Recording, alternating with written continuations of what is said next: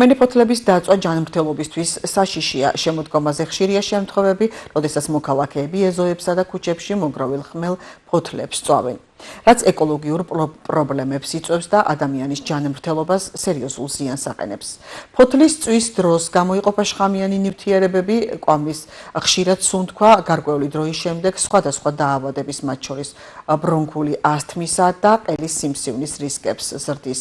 ნარჩენების მართვის კოდექსით ეს ქმედება 500 ლარიან ჯარიმას ითვალისწინებს. გარემოს დაცვითი ზედამხედველობის დეპარტამენტი განსაკუთრებით ყურადღებას აქცევს საშემოდგომო სამუშაოების პერიოდში ფოთლების თვითნებურად დაწვას. ფოთლების მანვე კვამლი განსაკუთრებით სახიფათოა ადამიანის ჯანმრთელობისთვის.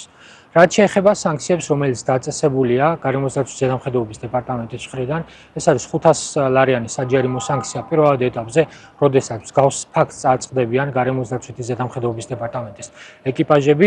ჩვენ ქვეყნის მასშტაბით მაქსიმალურად ვცდილობთ მსგავსი ფაქტების პრევენციას აღნიშნულ პერიოდში. დამატებით ასევე აღსანიშნავია, რომ გარემოს დაცვითი ზედამხედველობის დეპარტამენტი მოუწოდებს მოსახლეობას, რომ ფოთლების გადაწვისგან თავის შეკავება საკმაოდ სასარგებლოა, გამომდინარე იქიდან, რომ არსებობს ალტერნატიული მეთოდი.